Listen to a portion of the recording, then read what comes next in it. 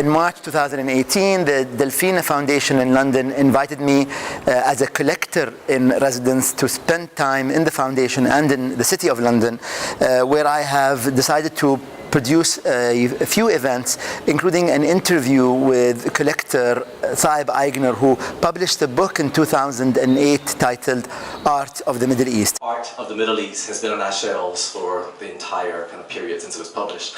And it's been a resource for us here at Delfina Foundation. So I'm going to hand over now to Sultan, who's going to take this interview forward. Thank you for coming this evening. And over to you, Sultan.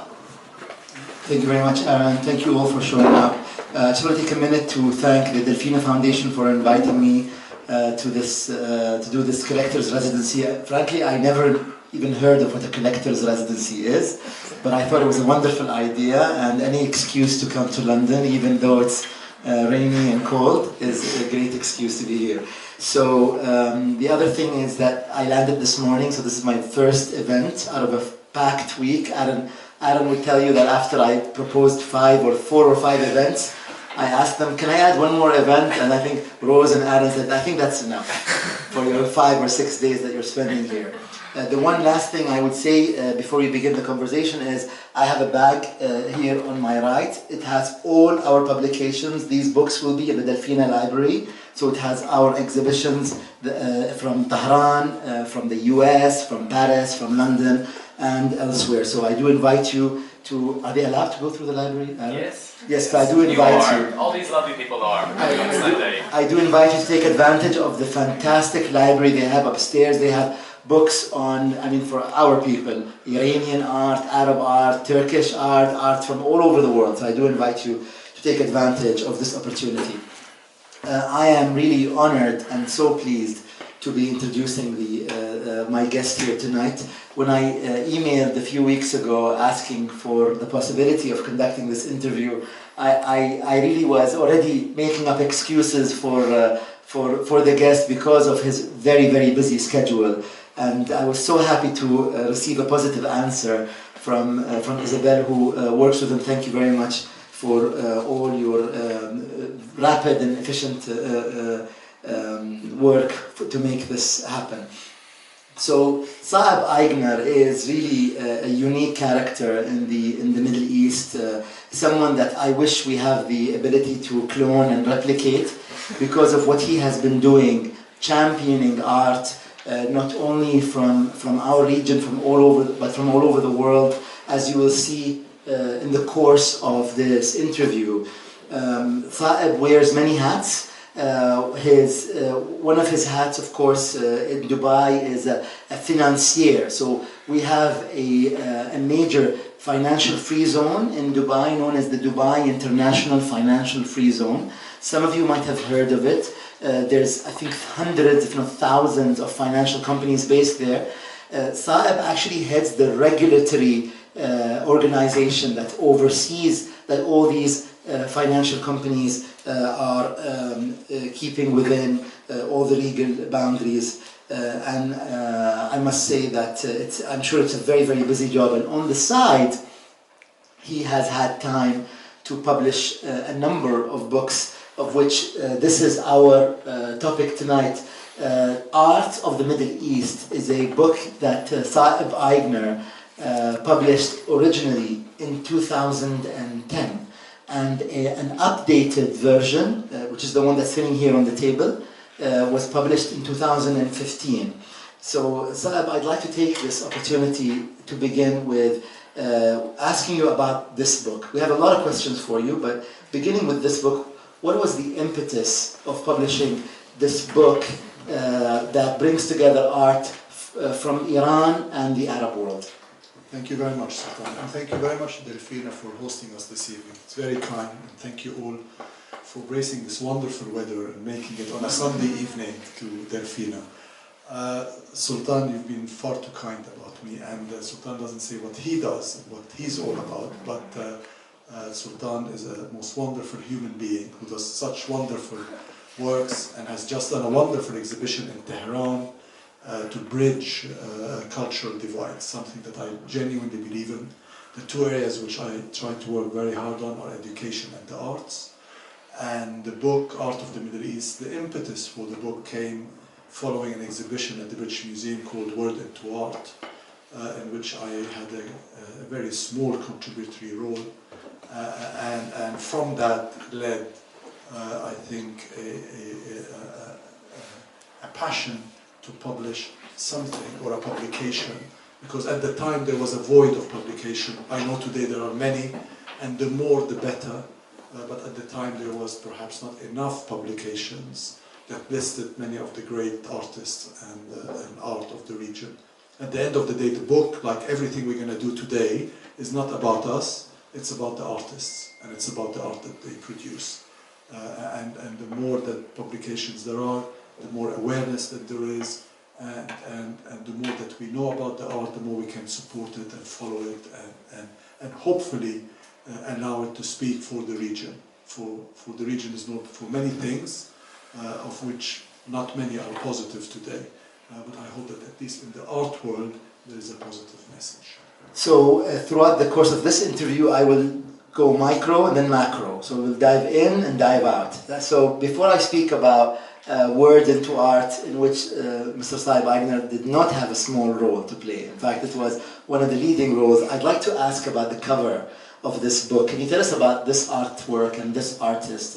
And who are these figures who appear on it? And what are these lyrics on this? Right, okay, well, this artist is Kulthum. I don't know if everyone in this room, how many people know Kulthum in this room?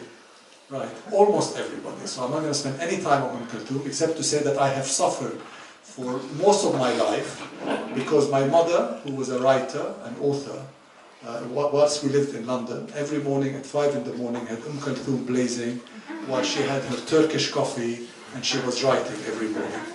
So I was brought up with Kulthum's song in my psyche. I can recite almost all of them by heart, only from that very short period. So Kulthum is the diva of the Arab world. She had a unifying factor. So it's not that she's from Egypt. She's actually known as the singer of the Arab world for a variety of reasons, during particularly a period of Arab nationalism in the 50s, 60s, and until she passed away in the 70s. And here, this is part of a painting, a much larger painting, which has written on it the names of all of her songs, not all, most of her songs, or many of the ones for which we remember her. And every time I look at it, other than the beauty of the piece, which I love, I also remember the suffering that I endured listening to all these songs. But so this is who this person is, and the artist is an Egyptian Armenian artist called Jean Avedisian, whose speciality was in stenciling and design, and then has evolved from that to create stencils, for which the Kulthum one, but for many others for which he's known, normally on corrugated paper or on textiles. But he's not a traditional artist as I would call an artist. He's a design-led artist. That's Jean Avedisian. Maybe just to add one more thing to what Saeb said so eloquently, and I'm guessing this is one of the reasons why the work graces the cover of the book, is that Kulthum was also known as the planet of the East. And so we call her a planet in the Arab world. Kawkab al-Sharq. Kawkab al-Sharq, exactly. And there are stories of how apparently she released a song every first Thursday of every month? Yeah, well, we have with us someone who knows much more than maybe all of us about that period, but I'll introduce him in a minute when his works comes on the screen. I won't do it before. But yes, every week when a song was released on a Thursday evening, the Arab world came to a halt. Because everybody sat, tuned to their radio, and waited for the song. And that's before, of course, internet, even before television almost. And everybody was glued to Radio Cairo, Sawt al-Arab, Sawt al-Qahira, Voice of Cairo. And everybody waited for the latest song. And many of the songs we know today, which in Arabic are very famous, whether it's Anta Amri or Al-Atlal or Walayam Saharni, or I can go on and on, were all launched weekly on that channel. Okay, so now you know the secret of why this work is on the cover of this book.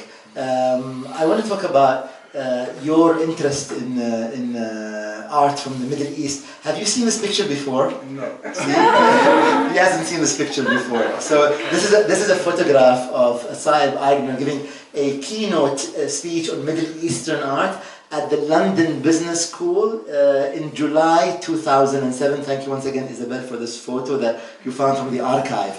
I want to ask about your passion. Why is Saeb Eigner so interested in art from the Middle East that you go around to universities, you publish, you help organize exhibitions, and you lecture about art from the Middle East? What drove this passion? Is this in any way part of your upbringing? Is this a personal drive? Can you tell us more about that? Sure. With education and university, since I'm passionate about both education and art, I try to find a way in order to integrate the two. So I was a governor of London Business School. I was governor for 10 years. And during this time, there was no art in the university. I don't know how many people know London Business School, but London Business School is probably the top business school in Europe. It's one of the top 5 in the world, repeatedly. Yet there is no art anywhere. If you go now to London Business School, it's full of art. There is art everywhere. And the reason that there is art everywhere, I would hope, is, again, I and many others played a small role in order to ensure that art is part of the daily life of that school. Although it's a business school, it teaches finance and economics, business, but I think art is a very important factor. And the art that's on show is international art. So there's a lot of art from the Middle East, from the Arab world and Iran, but also from around the world. And whilst there, I did indeed give this lecture on Middle East art. And they have a very engaged Middle East alumni club also, who does topical talks. But it goes along the themes that the importance of showing art and making art part of a daily, you go to lectures, you go to classes, you walk past art. They've just built a beautiful new building, and I suggest you go have a look at it, which is the old Marylebone Town Hall. It's a stunning big building called the Sami Office Center. And if you go there, you will see art everywhere and beautifully displayed. And that's part of the dialogue between education and art. I must say that I think it's one of the few institutions that I visited, few education institutions of which art is everywhere. It's on the staircase, it's in the corridors, it's in the hallways, it's in some of the classrooms. And sometimes you feel that there is, in some institutions, a token relationship with art. But in London Business School, it was literally dotted all over the campus. So let's see what surprise now you've got. What do I have for you? This is the book from the inside. It actually is so beautifully done. Can you tell us a little bit about the layout of the book and the captioning and some of the art? I mean, it's so minimalist as well. It's such an easy book to look through.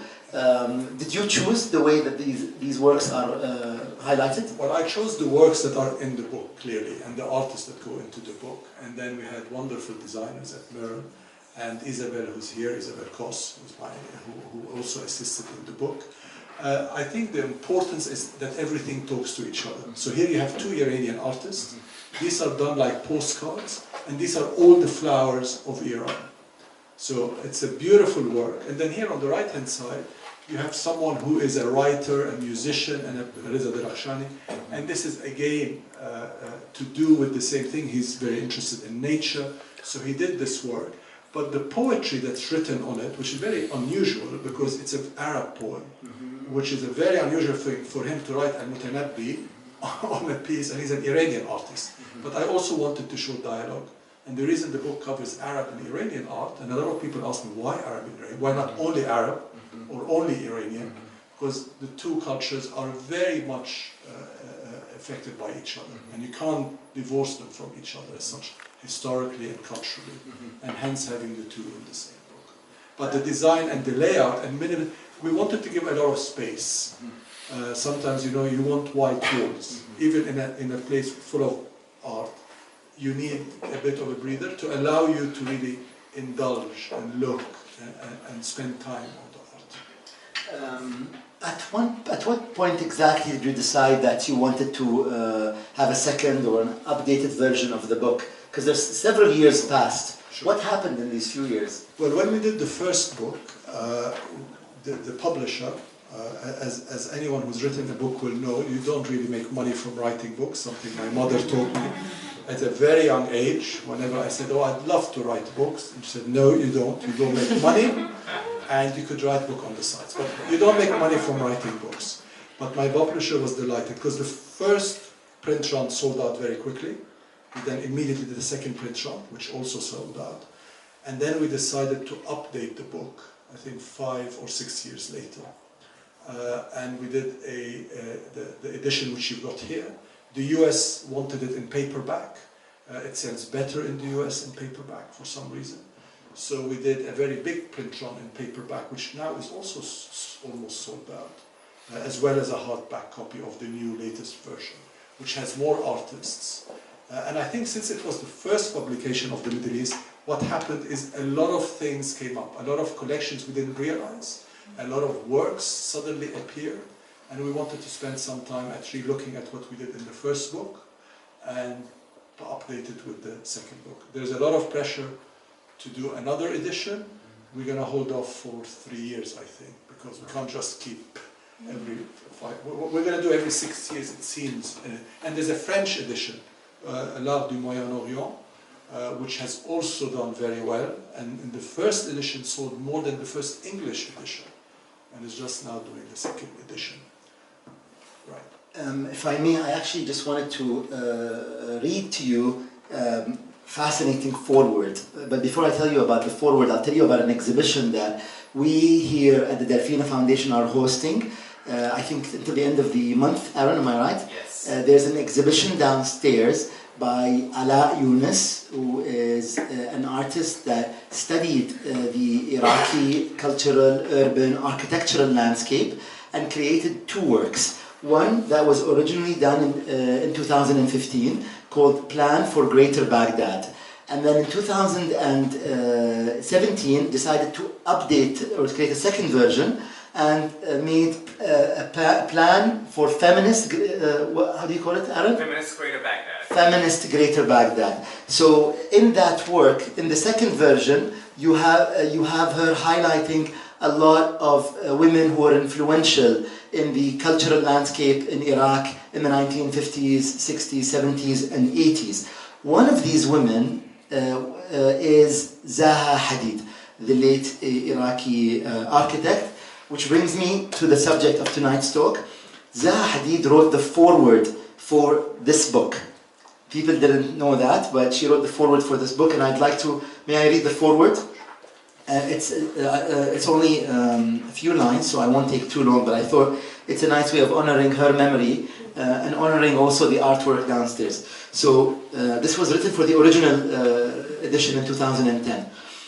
This book on modern art, on modern and contemporary artists of the Middle East brings together a wide variety of artists from across the region. Their work has evolved with its own characteristic voice, exploring future possibilities, yet derived from rich cultural traditions and a timeless history. I was born and lived as a child in Baghdad, where beautiful friezes, paintings and sculpture were exhibited throughout the city. This work was critical to my own development. I went on to study mathematics in Beirut at a time when the city was beaming with artistic energy as a center for art and literature. It is extremely encouraging to see galleries in the West placing contemporary art of the Middle East center stage. Exhibitions at the world's most respected institutions provide a vital forum for the exchange of ideas. Now, nations across the Middle East have invested in their own museums, allowing this work to develop further. Such enlightened patronage, together with intuitive curation, gives us a very promising outlook for the future. And I am pleased to see the region's artists pushing new boundaries and challenging established conventions. It is a very exciting time for Middle Eastern artists. There is a real spirit of innovation and creativity in the air, going beyond established paintings, sculpture and calligraphy. Their work ventures into new media, film, video, art and installations that reflect the diverse culture and histories of the Middle East. For millennia, the art of the Middle East has bridged the cultural divide between East and West. This work teaches us that these worlds are not mutually exclusive, but rather layered upon each other and profoundly interlinked. art of the Middle East shows us how the artists of the region are continuing this tradition. Zaha Hadid, 2010. Please tell us about this forward and about Zaha Hadid and your relationship with her. A very nice person, a kind person, and a huge heart, and one of the greatest architects of the 21st century. And it's very sad she's no longer with us. And what a wonderful testament, a woman, Muslim, from the Arab world, to win the Pritzker, to become a Dane, you know, to win all the awards that she had. It's one of these wonderful Middle East Arab success stories. Thank you for including her in this book. I think we're all very pleased.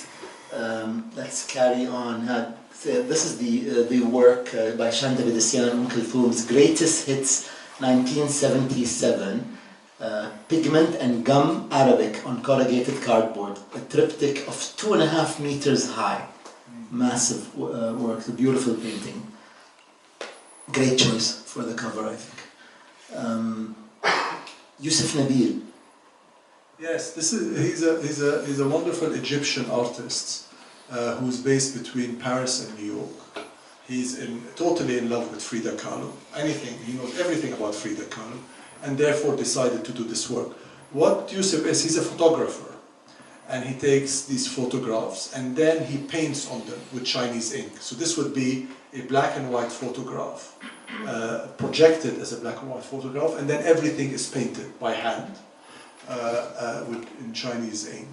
And he's done many works. He's done Kulthum as well. He's done Zaha Hadid. So it's interesting, those two ladies we just talked about. And he's one of these. And this technique was used 100 years ago. When you look at old postcards or old photographs, when there was no color, you couldn't get photographs in color. They were black and white. They would be hand painted in the same technique that he uses now with his art. Thank you. Shadi Ghadirian. Shadi Ghadirian, for those that you might or might not see, there's a Pepsi Cola can flying in the air on the left-hand side, just there. Shadi is one of the early photographer artists from Iran who lives in Iran. So many people, when you think Iran and photography, you probably would think of Shirin Neshat. Shirin lives in New York and she left Iran early on. Shadi makes a point of continuing to live in Tehran. And her master or her teacher and master is one of the greatest photographers of Iran, Bahman Jalali, who passed away 3 years ago. And what I like about this, it's a number of series, and this is one of them, is the play really.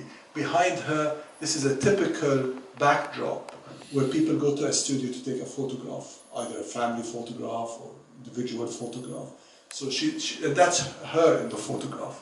So she would sit for herself and have the background as if it's in a photo studio, and then have something modern. And in this case, it's a Pepsi Cola can. So it's really a play on Qajar, the Qajar times when they did this photography. And Qajars were well known for photography because the Shah at the time was very interested in photography in the West and set up a photographic school in Iran at the time. So I didn't mention that all the works we're seeing here on the screen are works that feature in the book. This is Ayman Ba'albaki, a Lebanese artist who has won a lot of acclaim in the last few years. Yes, so Ayman, the first piece is the one I'm going to talk about on the left-hand side. And it was one of his early works. If I may, since we're recording audio, I have to mention what the work is. This is a work titled Burn It from 2008, and I think it features 2 tires. That's right, and it has a neon light that says Burn It on it. So you can see the interplay. The background of Burn It is flowers. So you will look at it and say, oh, how wonderful flowers. But actually what's happening, the tires are normally burned in demonstrations, and that's the purpose of the tires. And then he puts Burn It a bit cheekily on top of it, just to emphasize that point. And on the right-hand side, as the boss has now asked me to do, we have Ayman Ba'albaki with Mulatham. I walked into his studio, and this painting was on the wall. and it was already bought, it was already sold. I couldn't buy it, but I wouldn't leave the studio. Saeb gets his way in the end. And it hit me. And what really hit me when I saw it is when I asked him about the piece. And this was one of the first ones he did, if not the first, and it's him. It's a self-portrait. And he was saying, and here is Ayman sitting, very trendily dressed, and you know, whatever, those that see a photograph of Ayman, and thinking, look, this is me. But what will everyone think when they look at this? They think I'm painting a terrorist, or I'm painting someone about to blow himself up. But this is just us. This is how we are. This is what we wear. And this is, and I remember him said, we wear a kafia. A kafia is this red checkered, which the Palestinians have become very well known in red and in black. And mulatham is the person who covers himself. And it just dawned on him that whenever there was someone trying to deploy something negative, they would put someone looking like this. So he said, so I did a self-portrait, and this is me. It's a lovely piece, although I'm still trying to get it to hang at SOAS or London Business School, or you see, very difficult, I can tell you. But that is the theme. There's a lot of political undertone to Ayman's works. But you never told us how you got the work. I wouldn't leave the studio, and I think in the end he got tired, and we found a way that I got that work. Absolutely. I was not going to leave without that. By the way, I'll tell you something. For the past few years, I know a number of people who have been on waiting lists for the Mulatham series. This is the most coveted series of Ayman Baalbaki. So well done for not leaving the studio. And fortunately, and I'm really pleased about this, Ayman will refuse to paint a Mulatham. You know, he did it, he finished it. Now, many other artists, the minute something is popular, they'll keep painting it. And this is really, it's not a matter of annoying, it becomes the commerciality of it all. And where he did a lot, and he stopped, and it's finished. And I think he made the point. It's the same like Burn It. He did Burn It, it was only for 1 year, and it stopped. He would not do Burn It. Thank you. Oh goodness. So one of my most favorite people. We have to put this light off somehow. I don't know how. Because this work... Yes. This is a work by Iraqi artist Diya Azawi called Human States Series, Angry Man #1. Okay, I'm going to say something very brief, but I am not the expert on this work. I'm actually not the expert on any work. But in this work in particular, I'm going to introduce you to Diya Azawi, who's with us this evening. And I'm going to beg him to very kindly say a few words about the work. Because I saw this work, I'll tell you, and what I saw. Yes. No, you have to, absolutely. Please, now you can. Come on. And the reason I put the light off is because the depth of darkness in this work is so deep that you have to understand that it is all about darkness. Yeah. This is one of the work which I had in my last exhibition in Baghdad in 1975. After spending about 1 year and a half in the mountain as an officer, reserve officer, and at that time the very difficult way of living there, politically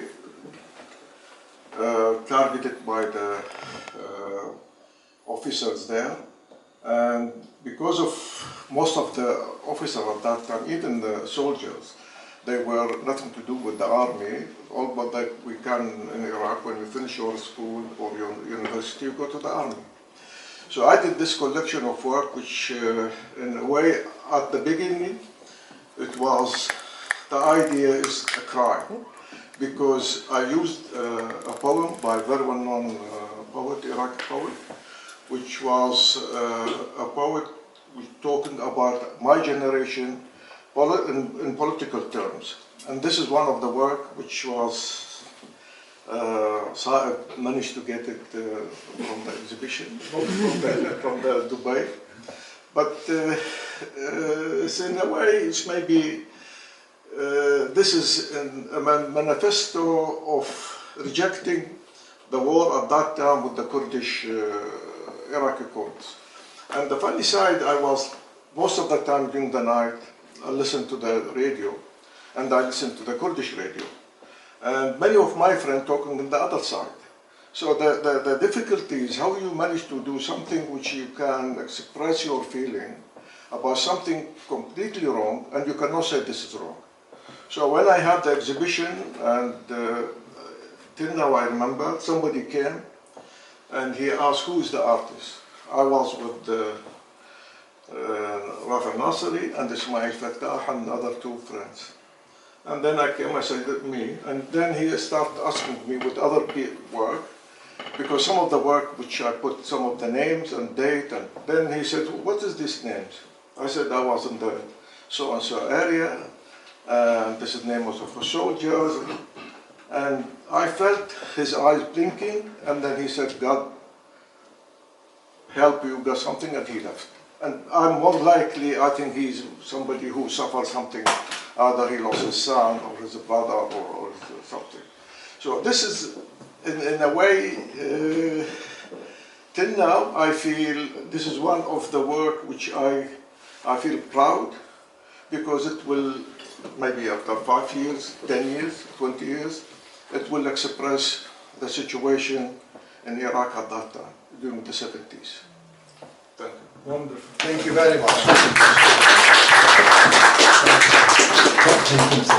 Thank you. Now, this work It's a masterpiece. Thank you, Sultan. Yes. So I would So love you can to guess who owns it. I remember seeing this work, and Dia happened to be there.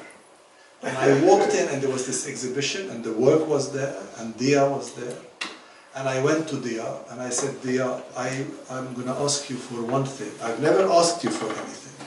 He said, anything you want. I said, I want this work. And he said, oh dear, this is a bit challenging. And he went, and he came, and I wouldn't leave. And by the end of the day, There's a pattern there. we had this work. And just this work, I shouldn't put the light off, but I'm going to ask the light off for 1 second, because I just want to show you, to me, the anguish in this person, the sort of depth, real deep, deep depth, darkness, and it is almost someone who wants to say so much, but is silent. He can't. So imagine that you cannot scream, you cannot shout, but you want to do it. And when I look at it, it's like the famous Scream, or it is like one of these haunting Francis Bacon's, if I may say it so. I'm not creating a correlation here, but it just created such immediate connectivity, and the depth of feeling of that human being, to me, was just profound. And I do not know if the red denotes blood, but I just saw that he is screaming, and below him was a river of blood, of all that is happening at the time. So I'm touched, and I know that you're emotional at that moment, and I'm sorry, but I am really touched that you are here, that we can share this really rare moment, to want to be able to get there, but to get him and his work and Sultan, all of us here this evening. We are very grateful, Saeb, and for both of you for being here. And you're right, you did have to switch the light off to admire this work. Yes. Yes. Oh, sorry. Yes, so here we have a couple of works. One is by an Egyptian-German artist called Susan Hafuna. And the other one is by a Syrian artist called Yusuf Abdelki. That's correct. That's absolutely right. And here on the right-hand side, clearly you can see this is all about Tahrir Square, and it's all about the Egyptian, the Arab Spring, no longer a spring, I would say. We're in deep, dark winter, but it's Tahrir Square. And this artist is actually a photographer, Susan, originally from Germany, Düsseldorf and Egypt, and does some most wonderful photography. And then she went on and she uses mashrabiyas. Mashrabiyya is a wood that is used like a trellis in the old days in the windows. Does two things. One, it protects you from the light, from the sun, but also allows you to see outside without the outside seeing inside. So if someone came to propose to a lady, the lady could see him, but he actually cannot see her. So it's a sort of one-way mirror of its time. And she uses these trellises to these wonderful works. And Abdelki does the most wonderful draftsman and charcoal works and pencil works.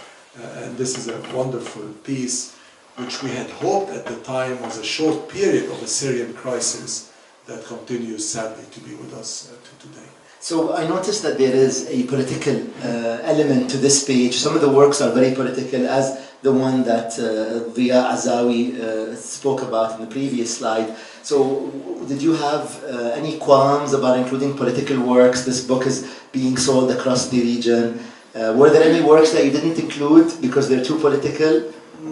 Not really. I mean, I remember a museum director whom I admire and respect, so it's not being critical of the comment he made at all. But he did say, why is there so much politics in Middle East works? I mean, if you live in the Middle East and you're an artist, how could you be deprived of politics or conflict? Or, I mean, what do you do? Just paint red roses every day? I mean, it just doesn't work, right? So I think politics is a very important factor in the book. It's thematically done, so there are 7 chapters, and one of them is clearly conflict and wars. But the Middle East is driven at the moment by politics, but the works are not all political. So this is not, but a lot of the works have a political connotation, particularly for those living there.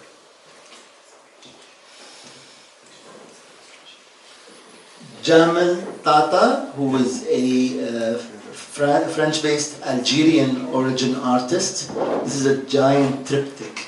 I actually love his work, and I must admit that I learned so much from your book. This is one of the artists that I acquired for the foundation after finding his work in Art of the Middle East. Oh, how lovely. Good. This is a work, this typically shows somewhat the despair of youth. So this is a young person, they just finished presumably school or university. And I think that maybe the connotation here is perhaps he's originally from Algeria or from North Africa, which in France, as you know, there's a lot of people from the Maghreb, from that part of the world. And things are not that easy for immigrants. And I think what he tried to do here, the reason maybe for the color background, there's another triptych where it's black. And with the black one, it's easier to show a negative thing. Here he's saying, look, maybe there is hope. Maybe, you know, there is something to be done. And I do wonder, having seen his son once at an exhibition recently in a museum, and his son was there, it looked canningly very similar to his son. So I wonder whether this is actually his son that he's trying to portray in that painting. I actually spoke to him on the phone once. I had Gilles Capel over at my house, and Gilles Capel called him and said, here, speak to the artist. And then he only spoke French, so I was forced to speak with him. And you're right, it does depict, or does reference the despair, the isolation, almost, you know, these people who have given up on a future, living in the banlieue, living in the suburbs of Paris. Fantastic artists, I think not very well known in Algeria and in the Arab world. This is a slide showing works that are incredible. Kamel Yahyaoui, a typewriter. I actually didn't know this artist except through your book, so please tell us more about Kamel Yahyaoui. The last time I went and saw him, he lives truly like an artist. I went and saw him, I walked up the stairs, I went up with my wife, we walked up 5 flights, there's no lift, we got there, and he sort of forgot that we had an appointment, and suddenly these scantily dressed women sort of disappeared, and then total chaotic place. Please do not share that story. And then I spent a wonderful couple of hours, and he knows so much about French literature, Arabic literature, and he's one of these much deeper artists than one could have thought of. And this work has just come back. It was on loan in Brazil. This is how it was exhibited, I believe, in Brazil, with the picture above and this table and the typewriter. And it is in reference to a poet, Tahar Jawi. And these are bullets, as you can see. And it also talks about how a lot of the writers and journalists of their time were persecuted. And in many countries continue to be persecuted because they cannot say what they want to say, and they are sadly shot or imprisoned or whatever. But this is more a reference to a period of time where there was particular persecution. Sorry, which country is he from? Algeria. Algeria. Lives in Paris. Lives in France. Yes. So this is a slide showing two images from the exhibition Word into Art that took place in the British Museum in 2006. I will let you speak about it, but I have a couple of questions about this exhibition. Do you want to talk about the artwork before I ask you about the exhibition? Sure, of course. Again, this is Dia Azawi, who was still with us in the front row here. There was a BBC program made about this piece and how this piece was put together. This is a very large, monumental piece. It's all based on Muhammad Mehdi al-Jawahi's poetry. And it's a beautiful poet, O Blessed Tigress. And it was the pivotal, most important piece, and it became the postcard piece for the British Museum exhibition. And World into Art was the groundbreaking exhibition, and the first one to have depicted so many artists from the Middle East in a in any museum, but in a Western museum. So, a few words about Word into Art. This was, as Mr. Saeb Eigner said, a very important, groundbreaking exhibition. It started here in the UK in October 2006. It brought together over 90 artists from the Middle East, and almost 90,000 visitors saw this exhibition.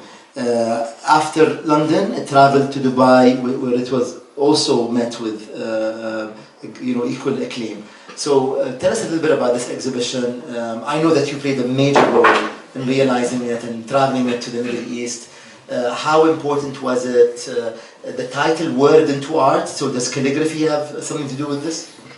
It was not calligraphy per se, although calligraphy was part of it. It's the effect, it's how words or letters were used in art. So it's not a calligraphic exhibition, but it is an exhibition about the use of word in art. It was the idea of the director and curator at the British Museum, Neil McGregor. But we've never had an exhibition of modern art from the Middle East until this exhibition came together. And some of the artists had never been shown before in a museum setting. So this was really their pivotal moment in their career. So congratulations on putting this show together, and almost a dozen years ago now, believe it or not. Yes, I know. And as you said, many of the artists were shown for the first time at this exhibition. So many artists were not known, never heard of, never left. I would say half the artists. And if I'm not mistaken, the Great Court was almost just completed. Correct. It was it's a Norman Foster extension, just completed, and Dia's work was in the Great Court, as you can see in the entrance as you go up to the exhibition. Okay, let's see what else do we have. So this slide depicts one of my favorite artists, a scholar, an artist, one of the artists that brings together generations of Iraqi artists from the 1950s all the way to the early 2000s. Shakir Hassan Al-Saeed, Untitled, from 1996. Tell us about this work, about Shakir. I mean, Shakir Hassan is known for many works, but they're all abstract works, if that's what... in the context of that type of abstract work, he comes from the collection of these great modernist artists, of which Dia, of course, is one, and Jawad Salim, and Shakir Hassan, and many others. He's known for many better works than this one, but I wanted to depict this one because this one, in its simplicity, is complex. So it's not a very large work, it's a small work, but the simplicity of the work to me created the dynamics of the complexity of his thinking and of his mind in this work.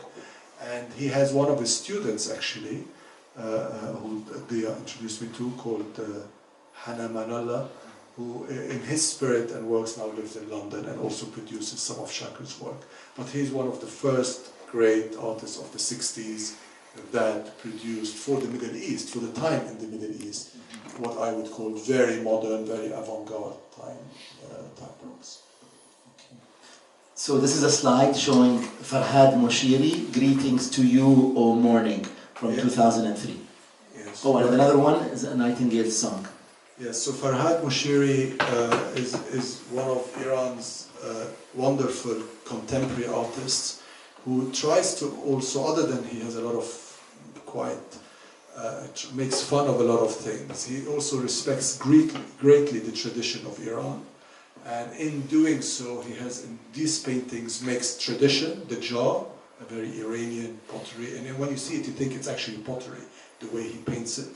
And he bakes it, so he used to, in the early days, when he did the works early on, and this is a 15-year-old work, so it's early on, he baked them on the roof of his house in Tehran. And he puts poetry, in this case by Hafiz, one of the great poets of Iran of the 13th century. And on the left-hand side, I can't spell it very well in Iranian, but I think it says, "Ey subh, O morning, salam bertu, O morning, greetings to you." And he does that, just a cheerful, wonderful message. And most of his paintings have something to do with love, positive undertone of all the Iranian poetry and all the Iranian traditions. He's known now for many poppy type of art, but I think the art I like is the one that really started him, which is in that spirit. Off the record, I agree. So this is one of the artists who was also, although he was famous from before World into Art, I think achieved critical acclaim after the World into Art exhibition.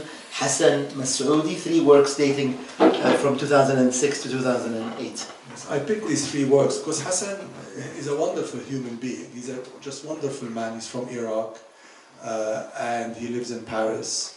And the British Museum decided to depict a detail of his work on the front of the World into Art catalogue, which has propelled him because of it. He is a very kind and generous artist. Every time I go see him, he gives me a piece of work. And I'm sort of now embarrassed to go and see him, or I try to see him somewhere, but not in his studio. And he loves poetry. He loves Iraqi poetry, but he loves poetry in particular. But he likes poetry of the world. So he would choose, like the first one there, Chief Seattle is a Red Indian, very well-known poem. Confucius, of course, we know, and Khalil Gibran. But he picks many. And he does his simplistic, so he's trained traditionally as a calligrapher, but he's no longer a traditional calligrapher. He's now an artist that uses calligraphy, which is different from the traditional calligraphers. But he has a lovely flow. He's a wonderful type of guy. Hassan now is, I think, in his mid to late 70s and lives in Paris, as I said. So this is a slide showing the work of an artist called Parviz Tanavoli, and it depicts the character Heech from 1970. I'll let Saeb tell you what Heech is, but this is a very important work. Yes, this work is given, it's actually at London Business School, in the old building in Regent's Park. I shouldn't say old building, but anyway, in what is not the new extension, new building. Heech, I had a discussion with Parviz Tanavoli, because everyone wrote Heech means nothing, which probably phonetically is correct, but the point, or in pure translation, is correct. But to me, Heech, like Dia's painting and the black background, the depth of the meaning is much more important. And in a big discussion with Tanavoli, I elected in my book to call it nothingness, not nothing. And in the end, Parviz agreed, and he sent me a note that he agreed, because nothing means nothing, right? It's so irrelevant. But actually, in Persian, there is much more than nothing. This is a deep nothing. So there is a void. There is like, and when you see something that is dark, how can you paint something black, but do it so black that it has depth? And it's the same with nothing. This is nothingness. So it is a very deep meaning. And Tanavur has become very famous for Heech and for his Heeches. And this is made in fiberglass. This is a very large piece, and it's in London Business School. When you say it's a London Business School, Yeah. do you know if we're allowed to visit, if the public Yeah, you can can. visit? Yeah, I'm sure you can. I mean, the London Business School is a charity education institution. This is outside, so you can just go see it, I guess. But I suppose to be safe, one can send them an email to say we're coming to visit, and I'm sure they should have no issue. Okay. Because it's a charity, Yes. it's a charitable institution, and it receives public funding, and normally they are open. But there is always security concerns as such, I guess. Thank you. So this is actually one of my favorite artists. It's a work by an Iranian artist called Hadiya Shafi, titled Transition. Tell us about this work. Tell us about what's in this. So Hadiya Shafi is an Iranian artist, lives in New York, and this work depicts, you see all of these little circle things, so all of this is written on them, a message. And in the old days, you would write these papers, you would scroll them and put them in the wall. And the wall will be full of these messages. And this one depicts love. And all of these, if you unroll this thing, it's all written on it. She's written, and then she rolls it and sticks it in the wall. And these here are pages of paper, and also there is written on it the message. But this is a monument, this is a very large, it's 1.5 meters. It's a huge and very important piece of Hadi Shafi. And it touches on old and new. So it touches on the old tradition of writing, putting in walls, and more for wishing or blessing someone, or wishing something to come true, or they went to to somewhere where a saint was born or someone religious was buried, and they would do that as part of a pilgrimage and so on. Saeb, this is basically hundreds of meters, Correct. front yard of the word ishq. Ashq, Love. So Correct. she literally writes it with She her does, hand over and absolutely. over and over. Correct. Yeah. Did you open one of them to check that it says ishq? No, but I can see they say, if you look actually here, you will see, do you see? Yes, of course. You see On here. the sides, yes. All of that. And I'm sure, she's a very sincere artist. I'm sure it's right. It's a torturous thing to do. I mean, I'm sure I can just imagine. Okay, so let's see what's coming up next. This is a stunning work. The slide depicts Khalid Zaki's work. These are very large and I know enormously heavy pieces. Isabel was in the studio there in Italy. This is in Italy, and the studio is next to a foundry where also this work was done in bronze, which is where Botero does. Botero is one of the, I don't know if you know Botero, but he does sort of his bronzes in Spain and in Italy, and it's next to this studio. But this is in a village in Italy where everyone does all the sculptures in marble. This is in granite, and this is a Sufi dervish. In Sufism, the whirling dervish are the ones who go around and around. Maybe some of you saw, and they wear normally white with a fez.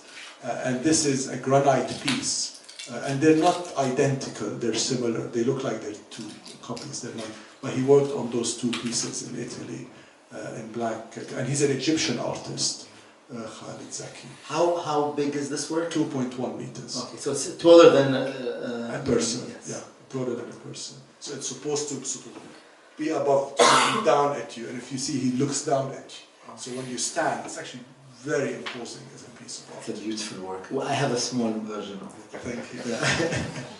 But this is really beautiful. Okay, let's see what's coming up next. Sorry, this is just something else. Just something out of this world. It's a slide that shows Shafi Aboud. Tell us about Shafi Aboud, maybe for a minute before you tell us about. Well, Shafiq Aboud, I mean, they would know Shafiq well. So, but Shafiq was a very, and correct me if I'm wrong, everyone liked Shafiq Aboud. He was a very nice, very jolly, very happy, very kind, very simple artist. And I think among the Lebanese artists, really he's one of the great artists. And he had no pompousness or he had no airs and graces. He just liked painting, he liked people, he enjoyed a nice time. And there are two paintings which I really enjoyed.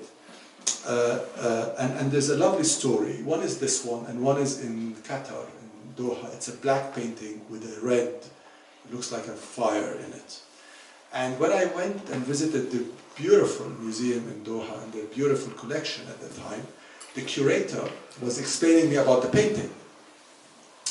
And it was a new curator, and what he was saying was not really true, but I just thought of trying to find a diplomatic way. So I stopped him in his flow to say, oh yes, I know a bit about the painting. Let me tell you what I know about the painting, because I knew he was digging a hole for himself.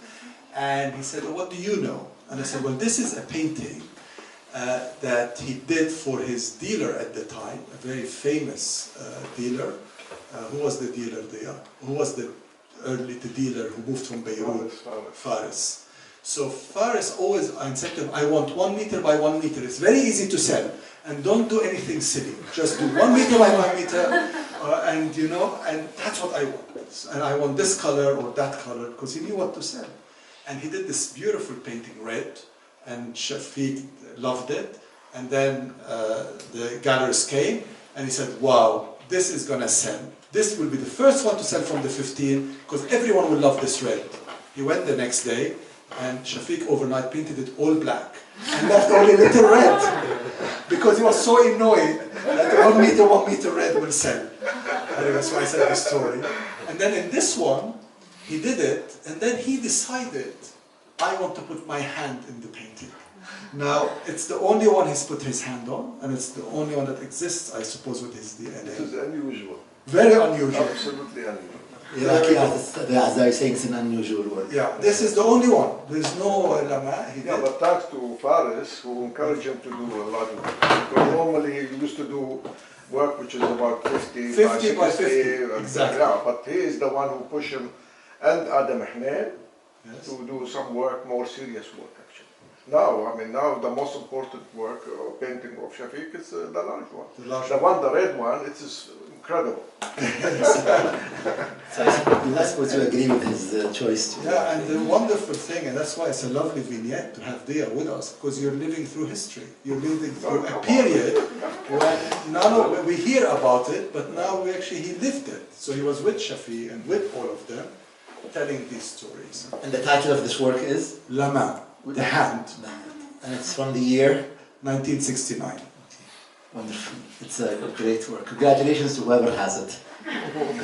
I'll let you guys guess. This is just another fantastic work. This slide depicts the work of an artist called Paul Garagossian. And the Sultan just opened yesterday, only because I saw it on Instagram, an exhibition of Paul Garagossian in Sharjah. And he flew overnight to come here, not for me at all, but to do this residency. And this is the catalogue of the exhibition he did in Sharjah, of this artist. And he did a wonderful exhibition. And this artist normally does iconography in churches. When he started in the 50s, I know everyone thinks he's Lebanese, which he is. Lebanon adopted him. He's a Palestinian artist, born in Jerusalem, and used to paint for churches, the iconographies and the silhouettes.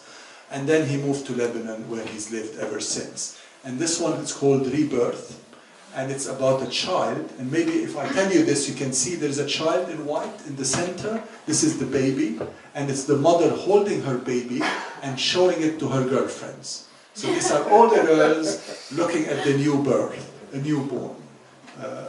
And it's a very nice piece, if I may say so. It is a lovely work. Congratulations to whoever has this painting. You can see there's a trend here. So yes, we have one of the catalogs that I brought with me is the exhibition catalog.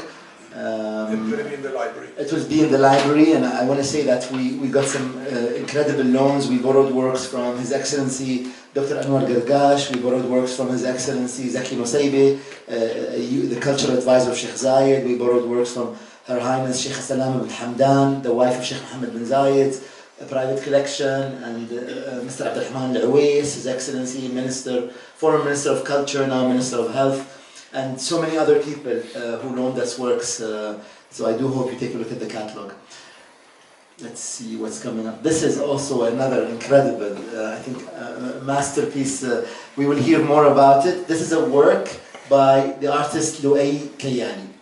Now, the reason this is a very rare work is because Luay Kayali, one of the two great, well, there are many great Syrian artists, but one of, if you were to say Fatah Mdarris and Luay Kayali, maybe, and there are many others, of course, but they're the two great artists.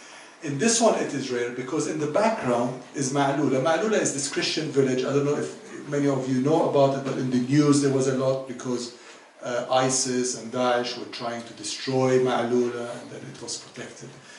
And this artist does three themes normally: Ma'lula, flowers, and people, figurative.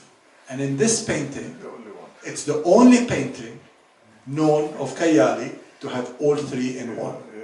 The boy, the flower, and Ma'lula. And in that context, it's such a special, really, painting. And when you see it, and you look at the face of this child, you can almost cry. Seriously, I have never been as saddened looking at something. I looked at this boy, and he's crying for Ma'lula, for Syria, for happiness. And you look today at Syria, and you think, God, it's almost like he projected what is going to happen today. It's such a powerful piece. I mean, we have one of the Ma'lula works, and we have a figurative work, but this is something I've never seen before. So congratulations to whoever owns this. One other thing is, as Saeb said, that the artist obviously referencing Syria in 1973, from what I understand was that following the occupation of the Golan Heights, the artist fell into a depression in 1967 and took some time off. He was not painting for some time, and then when he came back to painting, a lot of the works had taken a very sober and also sad turn, if I'm not mistaken. Yes, he did. It's not here. He did a very famous painting. He did one painting after the war in '67, Ummahat al-Shuhada, which is not very large, but it is also one of these you could tell. What does it mean? And it had the model of the martyrs, and it has the Golan Heights at the bottom. He did the Golan Heights, and he did mothers, and then he had the martyrs. You know, these are all so important in reference point to what happened at a period in time. Now, I don't know if this was painted in '73 after the war or before the war. Okay. Let's see what's coming up next. Oops. So this is the artist that Saeb just referenced. He said there are two great artists from Syria, or there's many great artists from Syria, but two that he mentioned were Luay Kayali and Fatah Mdarris, which is depicted in this slide. Tell us about this work, please. Yeah, he did two of these paintings, this one and a large monumental one. And this one is, and they're rare for Fatah Mdarris to do the countryside in the context of that type of thing. And that's in the mountains and villages where he comes from, where Fatah was brought up. Kurdish. That's right. And where he used to... sorry, just to repeat the comment. He's a Kurdish. He was a Kurdish artist. Even with all his figurative work, you can't hear he's a Kurdish. Absolutely. But nobody said that. Oh, really? They don't? But he said it in a video. In a video, he said, he mentioned that, he said that point about Kurdish. And he used to love the countryside, he used to love the mountains, and he used to say, we used to run in the prairies, but we didn't know what is Kurdish, what is Syrian, they were just prairies. And he made the comment at the time that he made it, you make reference today. Because why did he say there is no difference between Kurdish or Syrian in the prairie? He said that بين الحقول. He said when we ran in between the prairies, we didn't distinguish between Kurdish and Syrian. So a lot of these works were early, but they resonate today for what is happening today in the region. Next we have a work by an Moroccan artist called Farid Belkahia. Tell us what is the meaning of Yeah. So this work, when I first saw it, I remember I was with Farid, I looked at this, I actually thought it was a dog. So I looked at it, and you can't blame me. I mean, I looked here, it looked like a dog, right? Ears and mouth and so on. And he kept, look and look and look. What is this? Really, dog, camel, horse? It's actually a tree. It's a tree that's native of Morocco. It's an African tree. And it creates shape, it allows the sheep and goat to go under it, and that's why I love the work, because it really resonated for him, and it's made of natural pigments of skin. So he's very much to do also with nature, using pigments. And I love the Damien Hirst at a square, which are on it, done before Damien Hirst, of course. This is a 1989 painting. 1989, yes. And this piece was in the Word into Art exhibition of the British Museum. It's a bronze piece, and Adam Hnain is one of the great sculptors, or great modern sculptors of Egypt, still with us today. Of the Arab world, sorry, of the Arab world, thank you, Dia, for correcting me. And of the Arab world, he is really the greatest living sculptor. And this is the same character or the same figure, yes, of the lady who appears on the cover of the book, and who I talked about in the beginning. And this is very typical of her, because she used to have a brooch always, and she had a handkerchief, and this is depicted in this one, and she had her long earrings coming down and her hairstyle. So this is very much Kulthum, in the way it's depicted. Wonderful work. So we close now with this painting. We're gonna close with Q&A maybe. Oh, sorry, we close the presentation with this painting. If you guys want Q&A. Right. But this is not a Middle Eastern name. No. Jose Parla. Yes. So Jose Parla is a New York-based artist, born in Miami, Cuban origin, American artist, very well known and famous today. He won the commission a few years ago. The replacement of the Twin Towers is Freedom Tower. Huge competition for an American artist to do a huge piece in the entrance. He won the commission. It's a 10-piece piece in the entrance of Freedom Tower. So the reason I say this is because he's a well-known artist. So I went, the way I connected with him, I was sent by my wife to go to a gallery called Elms Leicester. Elms Leicester sells Banksy, street artists largely, or urban artists. I don't like to call them street artists. And I went to see this painting, which I had acquired. And as I was there, this artist comes in and tells the gallerist, "Oh, I have just been to the British Museum, fantastic exhibition." And he was holding the Word into Art catalog. And I was standing there, I didn't say anything. He said, "Now I understand why I keep going like this." And he said, "Why?" He said, "It's all to do with these Arabic letters." And turns out his great-grandfather went from Syria to Cuba. And then from Cuba they moved to Miami. And he's always felt there is something to do with Arabic letters. And he said he had a girlfriend, or boyfriend, or I think girlfriend, who was Tunisian or Moroccan. And she gave him Anta Umri, which is one of the similar, very famous songs of Kulthum. Means "you are my life." And he said, I kept listening to it, and he said, it's mesmerizing because she keeps repeating herself. He said, I don't know what she's saying, but he listened to it and he painted Anta Umri. So when I saw Anta Umri, I thought, well, this is linked to the Middle East. It's clearly affected by the Middle East, and therefore I put it as the last painting in the book. Hence Anta Umri, and that's why I wanted to close to show this Jose Parla piece. So you begin with Kulthum, And I end with Kulthum. That's why I told you I've been tortured by Kulthum. So now you can understand why. So can we take a couple of questions? Of course you can. So whoever has a question, please put up your hand. Yeah, I actually want to start with give the first question to Rose Lejeune, who is the associate curator of our talks program here for Collecting as Practice. Thanks, Aaron. While I do so, I'm going to hand over this catalog of Word into Art, which of course is in the Delfina Library upstairs. To add to the collection. Very rare, yes, indeed. Thanks, Aaron. So yeah, I think we've got time for a couple of questions. Actually, I did have one thing that I was thinking of. Thank you, first of all, for a really fantastic, just series of amazing artworks, and kind of the way of moving through a whole series of different kind of practices has been really wonderful. Through the presentation, there's been, for me, what's been really interesting, you mentioned the British Museum show, and then the kind of some of the ways that some of those works have travelled. And I guess one of the questions that I was thinking about several of the works that you described was about an idea of interpretation and an idea of audience, and whether or not it's possible, I mean, both in terms of some of the artworks that you've been talking about here, but also maybe, for example, in terms of thinking about the Bargiol collection and its recent kind of manifestation at the Whitechapel Gallery here in London.